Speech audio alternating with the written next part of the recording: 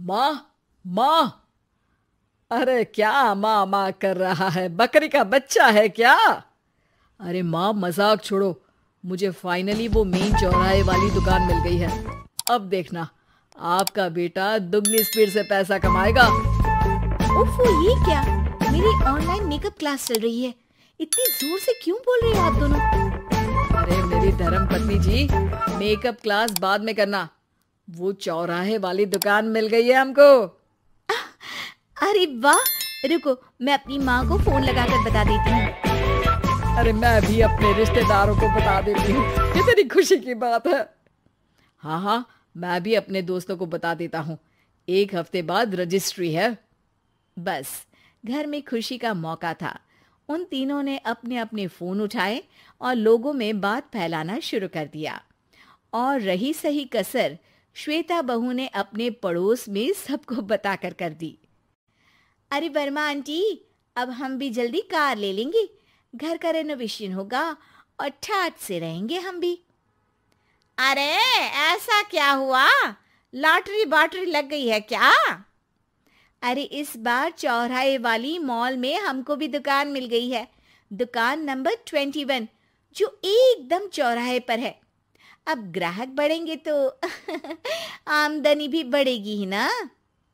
अरे वाह, कितनी खुशी की बात है। मैं बहुत खुश हूँ तुम्हें इतना खुश देख के। बाकी एक बात कहूँ, सबको मत बताते फिरना। किसी की नजर लग जाएगी तो खुशी की खबर वापस लौट जाएगी। हैं? ऐसे थोड़ी ना होता है। अब डरा रही हो। अरे सही कह रही हूँ। काली नजर कहते हैं इस चीज को, जब आप किसी को कुछ बताओ और वो काम बिगड़ जाए। अरे लेकिन मैं तो। तुमने सबको बता दिया ना? हाँ, फोन लगा लगा के। अब बच के रहना। काली नजर बड़ी खतरनाक होती है। श्वेता इतनी खुश रहती है कि वो वर्मा आंटी की बात पर ध्यान ही नहीं देती, जबकि पड़ोस में और भी लोगों से खुशी की खबर शेयर करती रहती है। अगले दिन राजेश बहुत दुखी होकर घर आता है। अरे बेटा, क्या हुआ? मुंह क्यों सूजा हुआ है? मधुमक्खी ने काट लिया क्या? माँ, वो दुकान किसी और के पास चली गई। किसी ने ज्यादा भाव लगा दिया। अरे पर बात तो आपसे हुई थी ना उस दुकान वाले की। हाँ, आज मैं टोकन अमाउंट देने गया था, तब मुझे पता चला। कोई आकर सुबह मुझसे पहले ही ज्यादा अमाउंट दे गया। काली नजर। क्या? क्या कहा? वर्मा आंटी ने समझाया था कि किसी को बताना मत, वरना काली नजर लग जाएगी। अच्छा, तुम्हें उनकी बात मान लेनी चाहिए थी।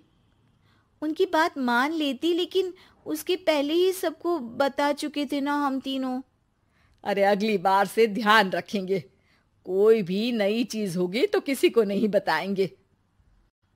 तीनों कुछ दिन ऐसे ही रहते हैं, पर एक दिन श्वेता को एक मेल आता है। राजेश, मेरा ऑनलाइन मेकअप कोर्स कंप्लीट हो गया। अब मैं खुद का पार्लर खोल सकती हूँ। अरे वाह, अपने मोहल्ले में ही खोलते हैं। ये जो घर के सामने दुकान है ना, वहीं। हाँ, यहाँ सस्ती भी मिल जाएगी। अगले दिन श्वेता वर्मा आंटी के पास जाती है, मिठाई का डब्बा लेकर। अरे आओ आओ, कैसे आना हुआ? जोर से नहीं बोलूंगी। वो सामने वाली दुकान है ना, वहां मैं अपनी पार्लर की दुकान खोलने वाली हूँ। उसकी मिठाई है। अरे वाह, बहुत बधाई हो तुमको। हाँ, मैं कमाने लगूंगी तो राजेश पर पूरे घर का बोझ नहीं रहेगा ना आंटी जी। ये तो है। पर ये बता कि तूने ये बात किसी और को तो नहीं बताई ना? अरे नहीं नहीं, पिछली बार गलती कर दी थी।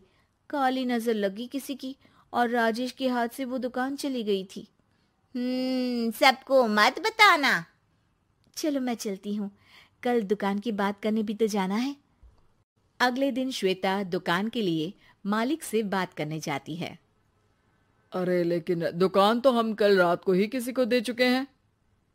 कल ही? हाँ, कल ही। 2 दिन बाद कोई यहाँ पार्लर भी खोल लेगा। अब कहीं और दुकान देख लीजिए। अरे पर हमको भी तो पार्लर ही खोलना था। भाई एक ही दुकान है, आधी आधी तो नहीं दे सकता ना मैं। राजेश और श्वेता घर पर हताश होकर आ जाते हैं। इस बार तो किसी को बताया भी नहीं था, अब किसकी काली नजर लग सकती है? सुनो, तुमने माँ को बताया था क्या? अरे कैसी बात कर रही हो, माँ की नजर थोड़ी ना लगेगी। पक्का तुमने किसी को नहीं बताया था ना? सिर्फ वर्मा आंटी को बताया था, उन्होंने ही मुझे किसी को नहीं बताने को कहा। अरे यार तुम भी सही हो, मेरी माँ को नहीं बताने को कह रही हो, पर वर्मा आंटी को बताना तुम्हें जरूरी लगा। अरे वर्मा आंटी ने ही तो काली नजर के बारे में बताया था ना, वो हमेशा हमारा भला ही तो चाहती है। मेरी माँ भी हमारा भला ही चाहती है। अरे पर चिल्ला क्यों रहे हो? बात नहीं कर सकते क्या आराम से? नहीं आता वो आराम से बात करना, और करना भी नहीं चाहता हूं मैं। दुकान जाने का दुख गुस्से में बदल गया था और राजेश और श्वेता में बात बंद हो गई थी। 2 दिन बाद मोहल्ले में पार्लर का इनॉग्रेशन हुआ, जिसमें मोहल्ले के सभी लोगों को बुलाया गया, पर श्वेता, राजेश और माँ नहीं जाते। माँ अंदर आ जाओ, क्या देख रही हो? अरे नया पार्लर देख रही हूं अपने आंगन से। देखो, माँ को दूसरे का सुख देखने में कितना मजा आ रहा है, मेरा दुख नहीं दिख रहा इन्हें। यहाँ मेरा पार्लर भी तो हो सकता था। अरे चुप रहो यार, हर बात में लड़ाई क्यों ढूंढ रही हो? राजेश और श्वेता फिर बहस करने लगते थे। तभी माँ ने दोनों को बाहर बुलाया। अरे जरा देखो तो, दुकान चलाने वाले का बोर्ड पर नाम क्या लिखा है? श्रुति वर्मा।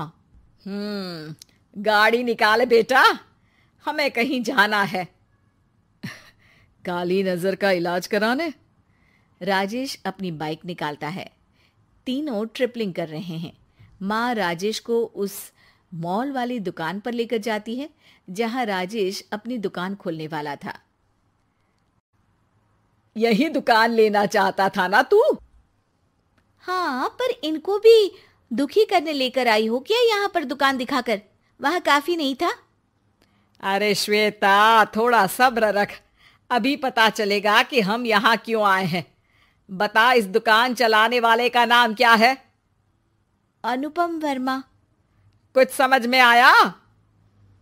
वो दुकान वाली श्रुति वर्मा, ये दुकान वाला अनुपम वर्मा, और हमारे पड़ोस में हमने उस दुकानों के बारे में बताया किसको था? अब वर्मा आंटी को। मतलब वर्मा आंटी ही हमारा काम बिगाड़ रही है? नहीं नहीं, ऐसा नहीं हो सकता, ये बस इत्तेफाक है। राजेश अपना फोन निकालता है और श्रुति वर्मा और अनुपम वर्मा के नाम फेसबुक पर सर्च करता है, जहां ये दोनों ही वर्मा आंटी के रिश्तेदार होते हैं। श्वेता को समझ में आ जाता है कि वर्मा आंटी की ही नजर काली नजर है। अब क्या करना है? कोई भी खुशी की खबर हो तो काली नजर से बचना है, यानी वर्मा आंटी से बचना है। अरे पर मुझे ये समझ में नहीं आया कि वो हमारे साथ ऐसा क्यों करेंगी। अरे बेटा, एक सीख है, दूर के आदमी को आपकी तरक्की से कम परेशानी होगी, पड़ोसी को ज्यादा।